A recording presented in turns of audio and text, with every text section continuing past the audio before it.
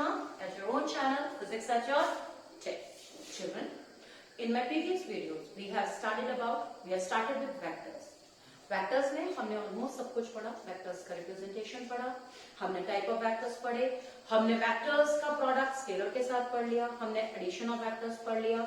Addition of vectors पढ़ने के बाद हमने उसे हर तरह से ऐड किया। हमने 0 डिग्री पर ऐड किया, हमने 180 डिग्री पर ऐड किया, हमने दो वेक्टर्स को एक्यूट एंगल होने पर भी ऐड कर लिया, हमने दो वेक्टर्स को ऑब्ट्यूज होने पर भी ऐड कर लिया। और यदि हमारे पास दो से ज्यादा वेक्टर्स थे तो हमने उन्हें polygon law of vector addition से भी ऐड कर लिया। तो polygon law of vector addition से ऐड करने के बाद हमने ज्यादा वेक्टर्स को ऐड करके एक रिजल्टेंट निकाल दिया जो सारा काम करेगा जो वो इंडिविजुअल वेक्टर्स कर रहे हैं। आज हम जो स्टार्ट करने जा रहे हैं that is resolution of vectors. Now the question starts, what do you mean by resolution of vectors? So let's talk about resolution of vectors. यदि मैं इसे बहुत आसान भाषा में कह दूं तो resolution of vector is just the opposite of addition of the vectors. मतलब आपने जो ऐड करके उनको निकाला था उनका रिजल्टेंट, अब आप उन्हें तोड़ दो और ये जानने की कोशिश करो कि वो वेक्टर अलग अलग डायरेक्शन में कौन से थे जिनसे आपने जोड़ के इस वेक्टर को बनाया था। तो this process is known as resolution of the vectors. When you resolve this vector तो यू कैन फाइंड आउट कि यदि आप एक वेक्टर को दो डायरेक्शन में रिजॉल्व करते हो तो आप मुझे ये बताने की कोशिश करते हो कि इस वेक्टर का इतना इफेक्ट तो इस डायरेक्शन से आया। जैसे यदि मैं आपसे कहती हूँ कि मैंने वेक्टर आर को दो डायरेक्शन में तोड़ दिया, एक वेक्टर ए की डायरेक्शन में और दूसरा मैंने वेक्टर बी की डायरेक्शन में तोड़ दिया। अब आप मुझसे कहते हो कि इस वेक्टर ए को बनाने के लिए ए डायरेक्शन से जो इफेक्ट आया था वेक्टर का वो इतना था, बी डायरेक्शन से जो इफेक्ट आया था वो इतना था। इस चीज को हम कहते हैं रिजोल्यूशन ऑफ वेक्टर्स। आप किसी भी एक वेक्टर को रिजॉल्व करते हो तो आप उसे जिन दो डायरेक्शंस में रिजॉल्व करते हो उसमें वो यूनिकली रिजॉल्व होता है। मतलब आप मुझसे कहते हो मैंने वेक्टर ए आर तोड़ दिया और मैंने आपसे कहा lambda magnitude in the direction of vector A, gamma magnitude in the direction of vector B. मेरा वेक्टर ऐसे टूटा है। एक्चुअली मुझे ए डायरेक्शन से इतना इफेक्ट मिला था, बी डायरेक्शन से इतना इफेक्ट मिला था। अब आप मुझसे कहते हो नहीं नहीं नहीं नहीं ऐसा कुछ नहीं है, मैं आर को तोड़ूंगा और ए की डायरेक्शन में उसका इफेक्ट दूसरा होगा और बी की डायरेक्शन मतलब मैं थोड़ा अलग तरह से तोड़ूंगा। जैसे रस्सी है ना, किसी का मन हुआ तो यहां से काट लिया, किसी का मन हुआ तो यहां से काट लिया। ऐसा हम उम्मीद कर रहे हैं कि ऐसा यहां पर भी हो सकता है। तो यदि आपने ट्राई किया कि आप वेक्टर आर को ही रिजॉल्व करोगे लेकिन उसी डायरेक्शन में अलग मैग्नीट्यूड के साथ रिजॉल्व करोगे, उसी डायरेक्शन में पर अलग मैग्नीट्यूड के साथ रिजॉल्व करोगे, डायरेक्शंस वही हैं लेकिन मैग्नीट्यूड डिफर कर रहे हैं। ठीक, आपने तोड़ दिया, चलो भाई आपकी इच्छा है, you are the god, you did it. ठीक है, तो अब आपसे मैं ये कहती हूं कि जरा इक्वेशन 1 और इक्वेशन 2 को आपस में सब्ट्रैक्ट कर दो। तो आपने करा vector R minus vector R is equal to lambda minus lambda dash vector A plus gamma minus gamma dash vector B. ऐसे तो हुआ बेटा, आर में से आर माइनस हो गया तो 0 मिल गया। अब आप मुझसे ये कहते हो कि ये इक्वेशन बनके तैयार है मैम, बिल्कुल ठीक है। ये इक्वेशन यदि बनके तैयार है तो कोई बात नहीं है, लेकिन यदि ये रिजल्ट 0 आ रहा है तो यहां पर इंडिविजुअली इन दोनों को 0 होना पड़ेगा, तभी तो ये रिजल्ट 0 आएगा, है या नहीं? यदि इन दोनों को मैंने इंडिविजुअली 0 किया तो अब वेक्टर ए और वेक्टर बी ये तो 0 हो ही नहीं सकते। वेक्टर ए और vector B cannot be 0, they can never be 0। ये तो दो हो ही नहीं सकते क्योंकि ये तो बता रहे हैं कि आपका आर वेक्टर वेक्टर ए और वेक्टर बी की डायरेक्शन में टूटेगा। आप इस बात के लिए तैयार हो। लेकिन यदि रिजल्ट फिर भी 0 आ रहा है तो इट इंडिकेट्स कि लैम्डा माइनस लैम्डा डैश 0 है और गामा माइनस गामा डैश 0 है, तभी ये रिजल्ट क्या हो सकता है? 0। इस रिजल्ट के 0 आने का बेसिक कारण यही है कि इसमें कुछ 0 है और इसमें कुछ 0 है, लेकिन इस बात को मान के रखना, यदि आप मुझसे कहते हो कि मुझे इसे नॉर्थ और ईस्ट में तोड़ना है, तो नॉर्थ और ईस्ट को कैसे जीरो कर दोगे? तो वेक्टर ए और वेक्टर बी तो इंडिविजुअली जीरो होगा नहीं, तो जीरो क्या हुआ? लैम्डा माइनस लैम्डा डैश और गामा माइनस गामा डैश।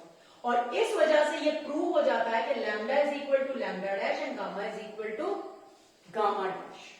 और यदि ये प्रूव हो जाता है कि लैम्डा और लैम्डा डैश बराबर है, तो फिर तुमने इस वेक्टर को यहाँ अलग कहाँ तोड़ा? फिर तो तुमने जैसा था वैसे ही तो तोड़ा। फिर तुम कह रहे हो ये और ये एक बात है और ये एक बात है। तो हम यही बात आपसे कहते हैं कि if you are going to resolve a vector, then you can resolve the vector in the unique directions. बिल्कुल it is a uniqueness of the resolution that a vector can be resolved in one way in the given direction. हाँ, direction ही change कर दो तो बात अलग है। लेकिन यदि तुमने एक डायरेक्शन चूज कर ली है कि मुझे अपने आर को इसी डायरेक्शन में तोड़ना है, तो फिर वो अलग तरीके से उस डायरेक्शन में नहीं टूटेगा, वो उसी तरह से टूटेगा जिस तरह से वो एक बार टूट गया है।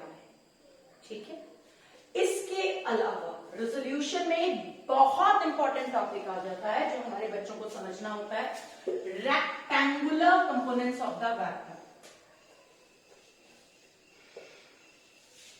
नेक्स्ट, मेरा थोड़ा सा फोकस बढ़ेगा बेटा 5 मिनट के लिए। Rectangular components of vector, what do you mean by rectangular components of vector? Rectangular components का मतलब है आप एक वेक्टर को इस तरह से तोड़ो कि उसको जब आप तोड़ोगे तो वो जो टूटे हुए वेक्टर्स हैं उन दोनों वेक्टर्स को आपस में एक दूसरे के क्या होना चाहिए? परपेंडिकुलर। आप उन्हें जिस दो डायरेक्शन में तोड़ो वो डायरेक्शन क्या हो? परपेंडिकुलर। तो उसे हम कहते हैं rectangular component of the vector. So if at all you have vector A, ठीक है। अब सबसे पहले तो ये सोचो कि इस वेक्टर की डायरेक्शन क्या होगी। यदि मैं तुम्हें अपने हिसाब से समझाऊं तो ईस्ट वेस्ट नॉर्थ साउथ, मेरे हिसाब से इस वेक्टर की डायरेक्शन नॉर्थ ईस्ट है। तो ये वेक्टर कौन सी दो डायरेक्शन में टूटेगा? एक नॉर्थ में और एक ईस्ट में। किसमें टूटेगा? नॉर्थ में और ईस्ट में। तो आप क्या करो, इसकी टेल को पकड़ो और इस तरह से दो परपेंडिकुलर लाइंस बनाओ। तो ये लाइन तैयार हुई ये जानने के लिए कि इसका कितना कंपोनेंट नॉर्थ से आया, ये लाइन तैयार हुई ये जानने के लिए कि इसका कितना कंपोनेंट ईस्ट से आया। ठीक है। सबसे पहले तो ये दो रेक्टेंगुलर कंपोनेंट्स में टूट गया, एक नॉर्थ में आएगा और एक ईस्ट में आएगा। अब मेरे लिए क्वेश्चन ये उठता है कि इसका कितना हिस्सा नॉर्थ से आया और कितना हिस्सा ईस्ट से आया। तो उसके लिए ये रिजल्ट है AX और ये रिजल्ट है AY। अब मेरा टारगेट ही AX और AY निकालना। जिस तरह से तुमने टेल लेके इसकी डायरेक्शन की शुरुआत करी है उसी तरह से इसके हेड को पकड़ो और यहां से दो परपेंडिकुलर्स ड्रॉप कर दो। ठीक है। What will you do? Just drop these perpendiculars. So, in order to find out the value of AX, let's see, this angle is theta and this is 90. ठीक। यदि ये चीज यहां इधर AY है तो ये भी तो AY ही होगी। Let me mark this O, P and let it be Q. So from the right angle triangle OPQ, from the right angle triangle OPQ से देखिए इस ट्राइंगल में आप लगाइए sin theta. sin theta is equal to perpendicular upon hypotenuse, होता ही है वो। So it will be QP upon OP। So this will be AY upon A। तो AY is equal to A sin theta. AY is equal to A sin theta. ठीक। Now to find out the value of AX, in the same triangle, please apply cos theta. So what will you have? Cos theta will be equal to base upon hypotenuse, which will be OQ upon OP. In that case, it will be cos theta is equal to A x upon A. So AX will be equal to A cos of theta. तो हम ये कहते हैं हमारे पास vector A टूटा, कैसे? AX vector में और AY वेक्टर में। अब AX वेक्टर कैसे निकला? By A cos theta I का। ए वाई वेक्टर कैसे निकला, ए साइन थीटा जे।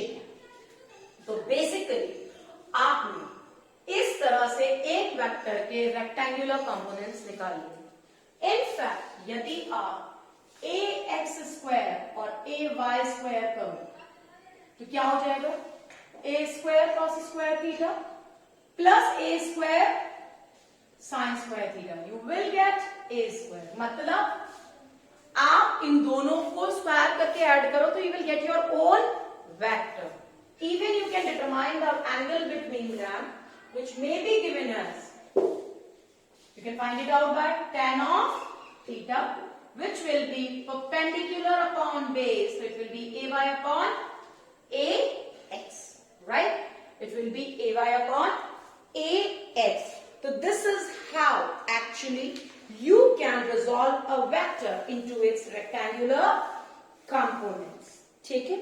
रेक्टेंगुलर कंपोनेंट्स में इन्हें तोड़ने के बाद, ये तो था पहला वेक्टर जो मैंने तोड़ा, इसके बाद आप हमेशा दो चीजों का ध्यान रखोगे। पहले आपको जो भी वेक्टर दिया है, देखो मैं चारों इकट्ठे ले रही हूं, इसके अलावा तो कोई और डायरेक्शन बेटा पॉसिबल नहीं है ना, नहीं है ना। अब आप देखो, ये वेक्टर कहता है it is in the direction of north east, ये वेक्टर कहता है it is in the direction of north west, this says I am in west south, this says I am in south east. It means कि इस vector का एक component east से आएगा, इसका एक नॉर्थ से आएगा, उसी तरह से इसका एक कंपोनेंट नॉर्थ से आएगा, एक कंपोनेंट वेस्ट से आएगा, इसका एक कंपोनेंट वेस्ट से आएगा, इसका एक साउथ से आएगा, इसका एक साउथ से आएगा, एक ईस्ट से आएगा, राइट। इसके बाद जिधर से एंगल थीटा लग जाए उधर ही आपके वेक्टर का कॉस कंपोनेंट हो जाता है और दूसरी साइड साइन हो जाता है, राइट। और इस वेक्टर का इस डायरेक्शन में इफेक्ट सिर्फ वहां तक होता है जहां तक इसकी हेड। यदि आप ये ऐसे ले गए तो इसका हेड यहां तक आ जाएगा, तो इसका इफेक्ट यहां तक आ जाएगा, ठीक है। तो इस सारी बात इस बात पे डिपेंड करती है कि हेड कहां पर है, हेड कहां पर है, राइट। यदि ये थीटा मैंने यहां से लगा दिया तो यहां हो जाएगा आपका और कॉस थीटा, यहां हो जाएगा आर साइन थीटा। इधर से लगा है तो R cos theta, R sine theta. बेटा लेकिन यदि ये थीटा यहां से लग जाता तो इधर आर कॉस थीटा और इधर आर साइन थीटा। इस तरह से आपका वेक्टर हमेशा रिजॉल्व किया जा सकता है। जिधर से एंगल थीटा होता है उधर से विच component you put r cos theta. So now you must read what are the applications of the resolution of vector, जिसमें सबसे पहला resolution of vector का एग्जांपल आता है walking of a man on the road. I'll take your 2 minutes more and I'll finish it off here. जब भी कोई बंदा चलता है तो वो अपने पैर से ग्राउंड को पुश करता है, इन टर्न ग्राउंड उसके पैर पर एक रिएक्शन देती है, तभी वो चलता है। जब आप चलते हो इस तरह से तो आप अपने पैर से ग्राउंड को पुश करते हो तो ग्राउंड आपको रिएक्शन देती है। जो आपने लगाया वो ग्राउंड पे था, जो ग्राउंड ने लगाया वो आप पर था, तो आप अपने ही फोर्स को तो देखोगे। मेरे पास मेरे ऊपर ये फोर्स लगा है तो मैंने इसे रिजॉल्व किया, ये इधर आ गया, let this angle be theta, ये आ गया आर कॉस थीटा, ये आ गया आर साइन थीटा। समझ में आया बेटा? अब बॉडी का वेट हमेशा वर्टिकली डाउनवर्ड काम करता है, तो आपका आर साइन थीटा को इक्वल और अपोजिट बैलेंस करता है आपकी बॉडी का वेट, और इन टर्म आपको सिर्फ चलने के लिए क्या रह जाता है, are cos theta.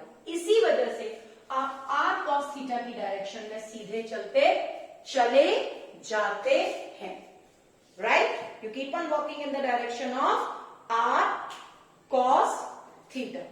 So this was all about today's work. Till the time we meet next, stay home, stay safe and keep studying children. पढ़ना बहुत जरूरी है। शायद मैं आपको इतना कॉम्पिटिटिव लेवल पे नहीं पढ़ा रही हूँ, लेकिन मैं आपके कॉन्सेप्ट इतने बना रही हूँ कि आप जब थोड़ा आगे आके कॉम्पिटिटिव लेवल पे पढ़ेंगे तो आप इन सब छोटी छोटी चीजों से बिल्कुल अवेयर होंगे। आप मेरी हर वीडियो को कम से कम 2 बार जरूर देखिए। मैं तेज बोलती हूँ, ये बात मुझे पता है, इसलिए प्लीज मेरी वीडियो को 2 बार जरूर देखिए, आपको सब समझ आएगा and this will help you a lot. So till the time we meet next, please, if at all you are watching my channel first time, do not forget to subscribe my channel and press the bell icon. So do not forget it. The subscription is much required by me. So stay home, stay safe.